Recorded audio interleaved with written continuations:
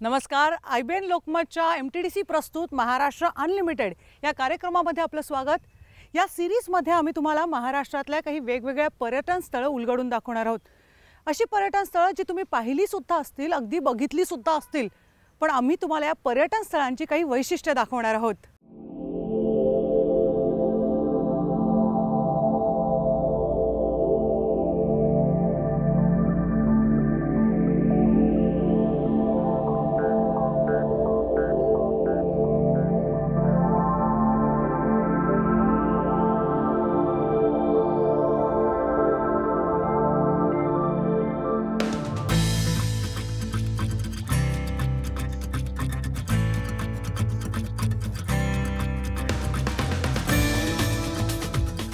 चला तर मग आपल्या प्रवासाची सुरुवात करूयात मुंबई पुण्यापासून अगदी काही अंतरावर असलेल्या निसर्गरम्य अशा महाबळेश्वरकडे.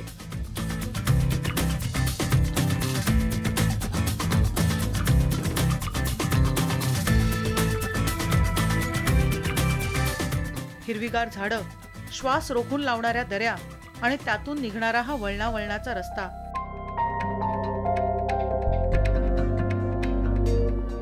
पश्चिम घाटातल्या सह्याद्रीच्या पर्वतरांगा या नीरव शांततेचा अनुभव देतात.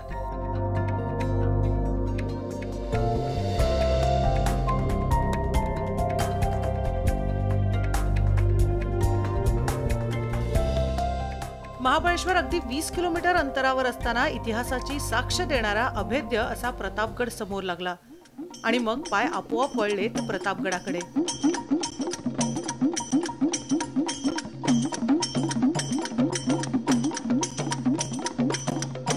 शिवाजी महाराजांनी स्वतः लक्ष देऊन बांधलेला हा किल्ला जागोजागी महाराजांच्या पराक्रमाची साक्ष देतो. जावळीच्या प्रांतात वसलेला आणि तिन्ही बाजूनी खोल खोल दऱ्या असलेला हा ढोरप्या डोंगर कोकण मार्ग रोखणारा. छत्रपती शिवाजी महाराजांनी ही मोक्याची जागा हेरून किल्ला बांधण्याचा निर्णय घेतला. हिरोजी इंदुलकर या राज्याच्या विश्वासू स्थापत्य विशारदाने जबाबदारी स्वीकारली आणि 2 वर्षात म्हणजे 1658 साली किल्ला बांधून देखील तयार झाला. आपल्या पराक्रमाने शिवाजी महाराजांनी या ढोरप्या डोंगराच्या पायथ्याशी अफजल खानाचा वध केला आणि त्यानंतर या ढोरप्या डोंगराला प्रतापगड म्हणून ओळखलं जायला लागलं. आपण या प्रतापगडच्या पायथ्याशी आहोत. या प्रतापगडची अधिक माहिती आपण जाणून घेणार आहोत आनंद उतेकर यांच्याकडनं. चला तर मग जाऊयात.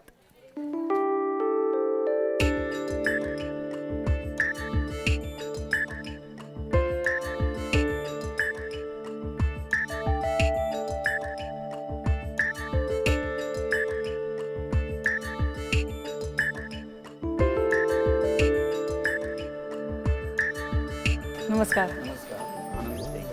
आपण प्रतापगडाच्या आता मुख्य प्रवेशद्वारावर आहोत. या प्रतापगडची माहिती जाणून घेऊया आनंद उतेकर यांच्याकडनं. चला. आपण आता दरवाज्यातून प्रवेश केला. हा गडाचा मुख्य दरवाजा आहे.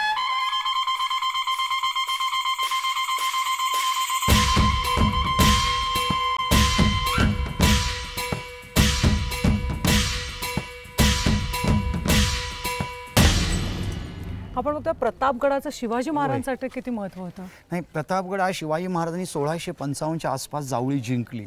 कारण तळ कोकणातली तुळजाभवानी जावळीमध्ये आणली. म्हणजे तुळजापूरची तुळजाभवानी आपण जावळीमध्ये आणली आणि 1655ला जावळी जिंकल्यानंतर हा 2 वर्ष आणि 1 दिवसात प्रतापगड बांधला शिवरायांनी. त्यानंतर अफजल खान वध, चंद्रराव मोरे जावळीनंतर अफजल खान वध आणि 2 वर्षात किल्ला बांधून अफजल खान वध हा सगळ्यात महत्त्वाचा शिवरायांच्या पराक्रमातला मोठा इतिहास आहे. अफजल खान वधानंतर एवढ्या जावळीवरती कुठला मोठा शत्रू आलाच नाही आणि त्यानंतर शिवरायांनी अफजल खानला मारल्यानंतर अख्ख्या महाराष्ट्रात नव्हे जगामध्ये शिवरायांचा इतिहास पोचला गेला. प्रतापगडला 5 नावं आहेत. जसं आपण प्रत्येक गडाला नावं दिलेली आहेत शिवरायांनी. प्रतापगड, मगाशी आपण ढोरप्या डोंगर म्हणतो, बहोरप्या डोंगर, रानअडवा, गवंड आणि जावळीचा किल्ला. पण मला सांगा, जावळीच्या प्रांतात हा सगळा किल्ला आहे. जावळीच्या प्रांताचं महत्व काय? जावळीचा प्रांत म्हणजे एक खूप जंगल होतं. सूर्य उगवला, सूर्याचं किरण जमिनीवर पडत नसायचं आणि जावळीवरती लढाऊ चंद्रराव मोरे राज्य करायचा. त्यावेळेच्या शाही 4 होत्या ना, निजामशाही, आदिलशाही, कुतुबशाही. त्यामधली महत्त्वाची विजापूरची आदिलशाही. म्हणजे शिवरायांनी जावळी जिंकली कारण चंद्रराव मोरेकडून जावळी जिंकणं म्हणजे खूप मोठं अवघड काम होतं. म्हणून प्रतापगड तसा अफजल खान वधच नाही तर जावळी जिंकणे महत्त्वाचं आहे.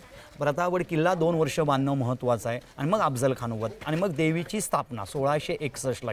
आता प्रतापगडावर आपण आहोत, शिवरायांची महती जाणून घेतात, पण या किल्ल्यावर सध्या शिवरायांची आठवण कशी काढली जाते, कोणते कोणते सण साजरे? आमच्याकडे शिवप्रताप दिन म्हणजे अफजल खान वध हा एक दिवस साजरा केला जातो, शासन साजरा करतं. नवरात्रामध्ये मशाल उत्सव, पूर्ण गडाला आपण मशाली लावतो. शिवजयंती 19 फेब्रुवारी एक होते शिवजयंती, आणि शिवप्रताप दिन आणि नवरात्र हे 4 कार्यक्रम होतात आपल्याकडे.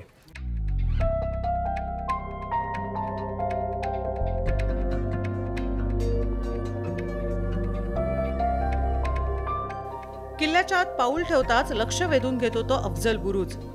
गडाच्या पुढील बाजूने चालून येणाऱ्या शत्रूवर चौफेर नजर ठेवून मारा करता यावा म्हणून महाराजांनी हा टेहळणी बुरुज खास बांधून घेतला होता.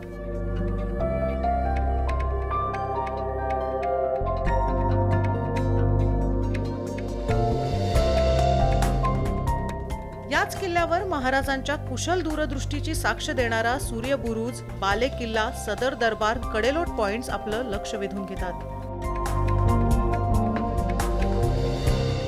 याच किल्ल्यावर महाराजांनी आपल्या कुलदेवतेचं तुळजाभवानीचं मंदिर बांधलंय.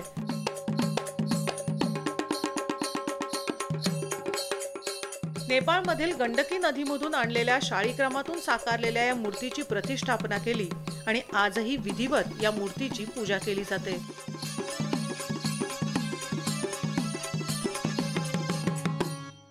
याच मूर्तीपुढे चांदीच्या पेटीत विराजमान असलेलं हे स्फटिकाचं शिवलिंग आपण जे बघतोय, हे शिवलिंग महाराज खुद्द स्वतःच्या पूजेकरता वापरायचे. शिवरायांचे 8वावे रूप, शिवरायांचा 8वावा प्रताप. छत्रपतींच्या जय जयकारात मराठमोळ्या मावळ्यांनी हर हर महादेव गर्जना करत केलेल्या एका प्रतापाची साक्ष देत प्रतापगड गेली 300 वर्ष दिमाखाने उभा आहे.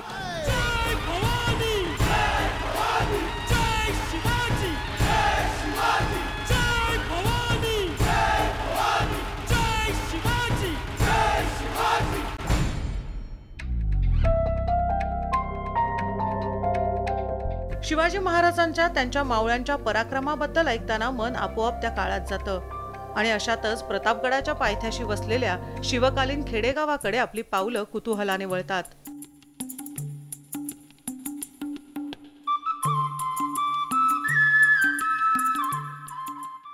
एकेकाळी किल्ल्यात वास्तव्य करणाऱ्या उतेकर कुटुंबाने 16व्या-17व्या शतकातील खेडेगाव इथे जिवंत केलंय.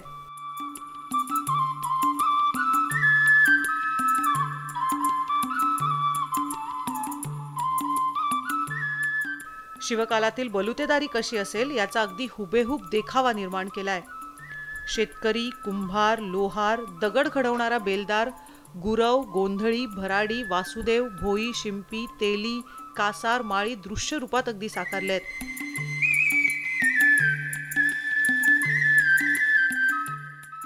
पूर्वी आपल्या गावाच्या परंपरेनुसार किंवा गावाच्या पद्धतीनुसार एका गावातच सगळ्या वस्तू रोज आपल्याला जीवन जगण्यासाठी लागतात त्या एका ठिकाणीच उपलब्ध असायच्या आणि त्या गावकुसातच मिळायच्या. आणि आत्ता या सिमेंट कॉन्क्रीटच्या जगात आमच्या येणाऱ्या नवीन पिढीला हे काहीच माहीत नाही आहे. तर त्यांना नवीन काहीतरी आपल्याला देता आलं पाहिजे, जे आपलं पूर्वीचं होतं ते त्यांना ते माहीत नाही आहे. तर त्यांना पूर्वीचं हे देता आलं पाहिजे म्हणून आपण ही संकल्पना केली आहे. इतिहासकालीन अनोख्या अशा खेडेगावाला भेट देऊन आम्ही निघालो महाबळेश्वरकडे.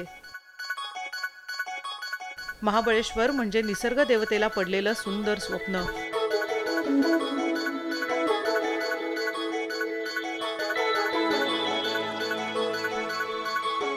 शिवरायांचा बालेकिल्ला आणि भवानी मातेचं प्रतापगडावर दर्शन घेऊन आता आपण आलो आहोत महाबळेश्वरमध्ये.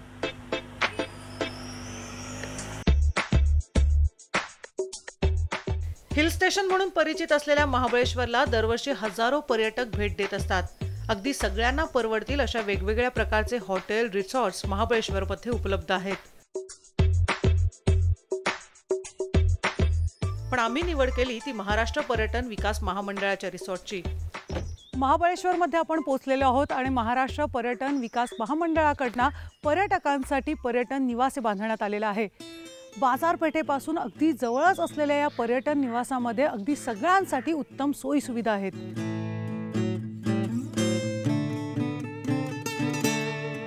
प्रत्येकाच्या खिशाला परवडतील अशा दरात तुम्हाला राहण्या खाण्याची सोय आहे. महाबळेश्वर पासून अगदी मोक्याच्या जागी बस स्टँड पासून 1.5 किलोमीटरच्या अंतरावर असलेलं हे रिसॉर्ट 40 एकर परिसरात बांधलंय. प्रत्येकाच्या चॉईस नुसार इथे रूम्स आहेत. Family suite, cottages, special suites, standard rooms, economy rooms अशा 124 रूम्स इथे उपलब्ध आहेत. अगदी तुमच्या कुटुंबाबरोबर या किंवा मोठ्या ग्रुप बरोबर सगळ्यांना इथे ऑप्शन्स आहेत.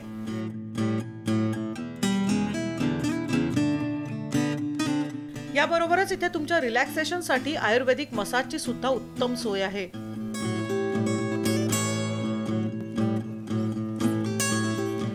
MTDCच्या हेरिटेज सूटमध्ये मी आलेले आहेत, पण आता आपण इथे घेणार आहोत एक ब्रेक आणि ब्रेक नंतर आपण बघणार आहोत महाबळेश्वर मधली पर्यटन स्थळं.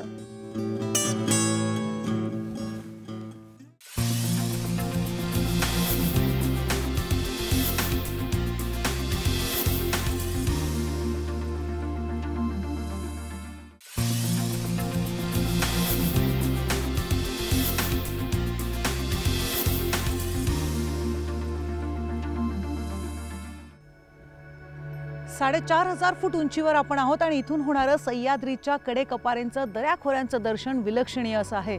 आणि इथूनच आपण सुरू करणार आहोत महाबळेश्वरच्या पॉइंट्सचा प्रवास.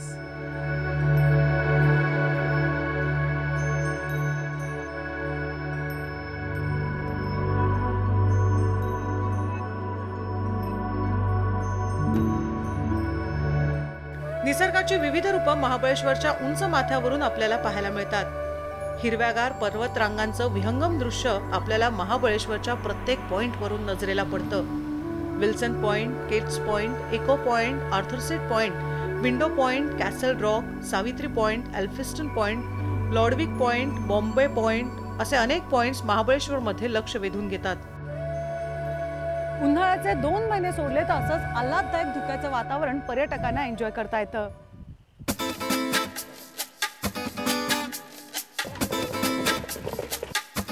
पण आम्ही निघालो महाबळेश्वर मधल्या प्रसिद्ध अशा ऑर्थर सीटकडे. याबद्दल आम्हाला सगळ्यांनाच उत्सुकता होती.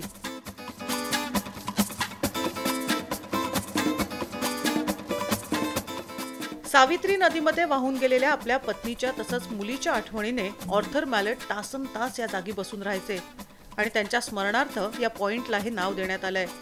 या कड्यावरून डाव्या बाजूला सावित्रीच्या खोऱ्याचे खोल कडे दिसतात, तर उजव्या बाजूला जोर खोऱ्याचं घनदाट अरण्य दिसतं.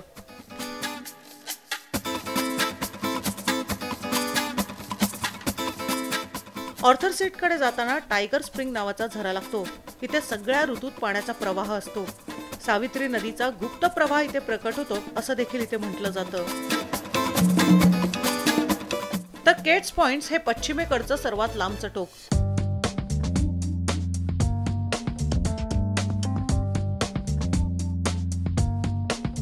जवळजवळ 800 मीटर खोली असलेल्या पॉइंटवरून उंच कडे, खोल दऱ्या, दाट जंगल, थंड स्वच्छ हवा आणि नीरव शांततेचा सुंदर अनुभव मिळतो.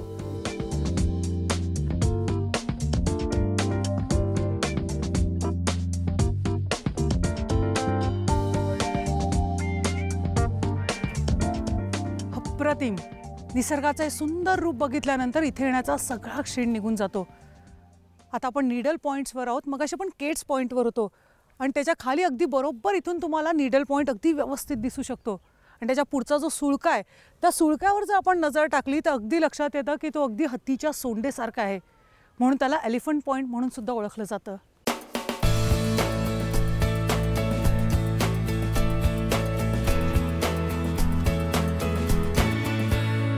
साईट सीइंग आणि शॉपिंग बरोबर आणखीन एका गोष्टीसाठी महाबळेश्वर फेमस आहे, ती म्हणजे स्ट्रॉबेरीज.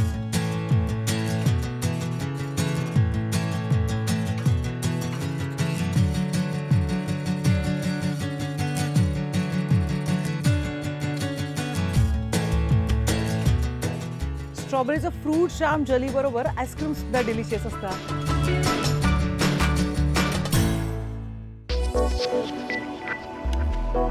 महाबळेश्वर पाचगणी रोडवर वेण्णा नदीचं पाणी साठल्यानं छानसा असा तलाव निर्माण झालाय.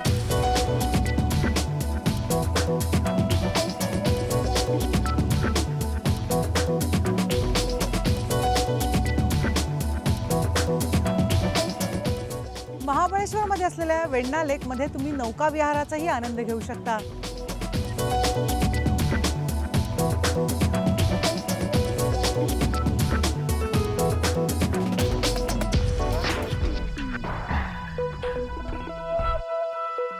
कोणत्याही पर्यटन स्थळाची कलाकृती आणि त्याच्या वैशिष्ट्याची छाप आपल्याला त्या मार्केटमध्ये बघायला मिळते. चला तर मग बघूया महाबळेश्वरच्या मार्केटमध्ये काय आहे.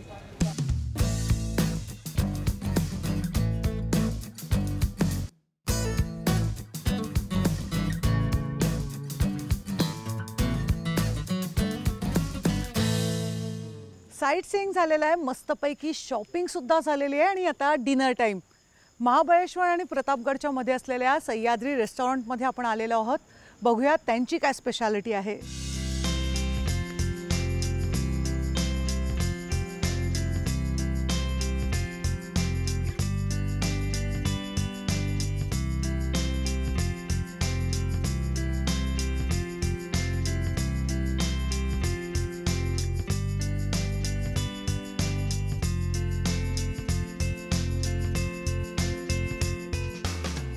मी मागवलेल्या सगळ्या लज्जतदार डिशेस तर आलेल्या आहेत. या सगळ्याची मी टेस्ट करणार आहे. तोपर्यंत तुम्ही कुठेही जाऊ नका, घेऊया एक छोटासा ब्रेक.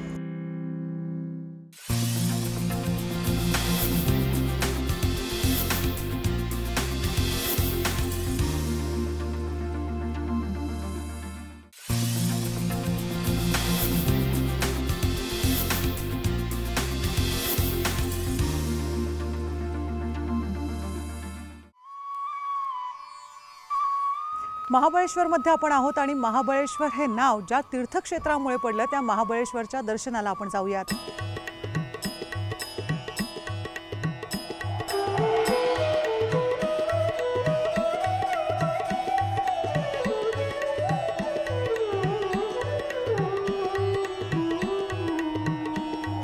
महाबळेश्वर हे आता पर्यटन स्थळ म्हणून विकसित झालं असलं तरी अनादी काळी महाबळेश्वरला ब्रह्मारण्य म्हणून सुद्धा ओळखलं जायचं, ज्याचं हळूहळू तीर्थक्षेत्रामध्ये रूपांतर झालं. आणि इथली नैसर्गिक साधनसंपत्ती बघता ब्रिटिशांच्या काळात त्याला आरोग्यधाम म्हणून सुद्धा ओळखलं जाऊ लागलं.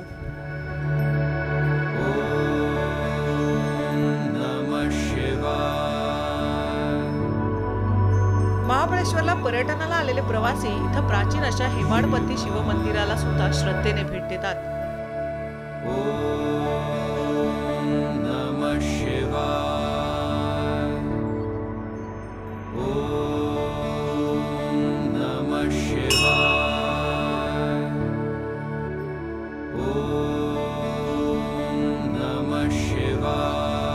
खरं तर महाबळेश्वरची ओळखच या शिवमंदिरामुळे पडली आहे.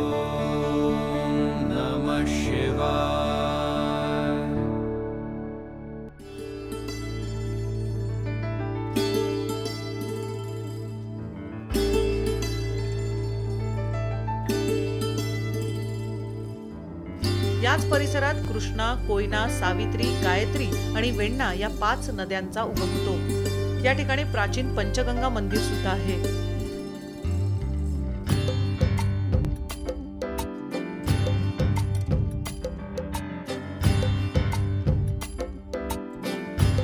सावित्री ही नदी पश्चिम वाहिनी आहे, तर कृष्णा, कोयना, गायत्री आणि वेण्णा या 4 नद्या पूर्व वाहिन्या आहेत. त्यामुळे हा परिसर धार्मिक दृष्ट्या सुद्धा महत्त्वाचा आहे.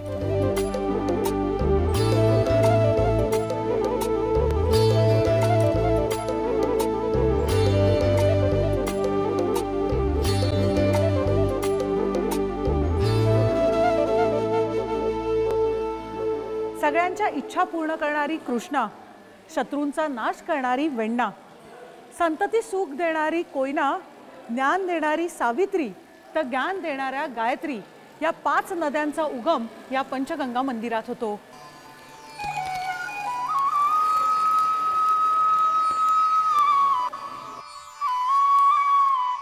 तर एक तपाच्या तीर्थाटनानंतर इसवी सन 1644 साली समर्थ रामदास स्वामींनी इथे प्रथम येऊन धर्मोपदेश द्यायला सुरुवात केली आणि तिथेच त्यांनी पहिलं मारुतीचं मंदिर देखील बांधलं.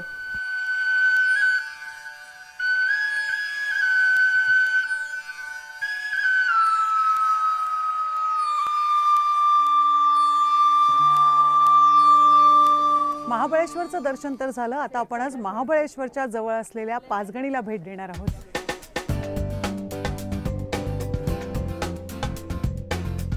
पाच डोंगरावर वसलेलं गाव म्हणजे पाचगणी. इथं येणाऱ्या पर्यटकांना टेबल लँडचं विशेष आकर्षण आहे.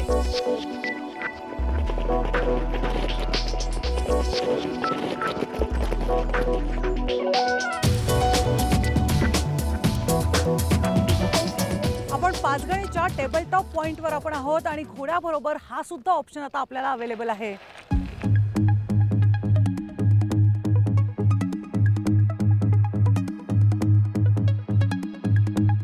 प्रेक्षणीय विविध पॉइंट्स, भिलाड, टेबल लँड तसंच किड्स पार्क सुद्धा आहेत. देश विदेशातून इथे शिक्षणासाठी विद्यार्थी देखील येत असतात.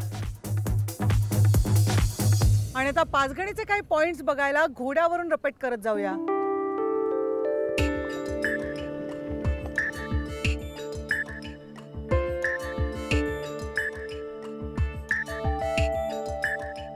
पाच पांडवांचे पायांचे ठसे आणि तळं, त्याचबरोबर विविध पॉइंट्स बघण्यासाठी पर्यटक टेबल लँड पॉइंटला आवर्जून भेट देतात.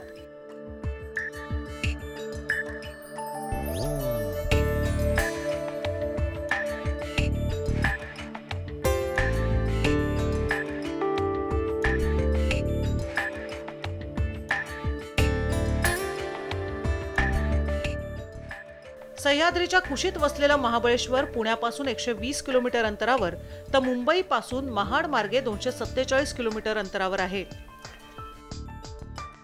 तसंच पुणे महाबळेश्वर, मुंबई महाबळेश्वर वरून राज्य परिवहनच्या बसेस सुद्धा नियमित उपलब्ध आहेत. जावळीचा हा प्रांत अशानीच्या वेलांची जाळी, भयानक खिंडी बसल्या पसरुनी आरानमोळी.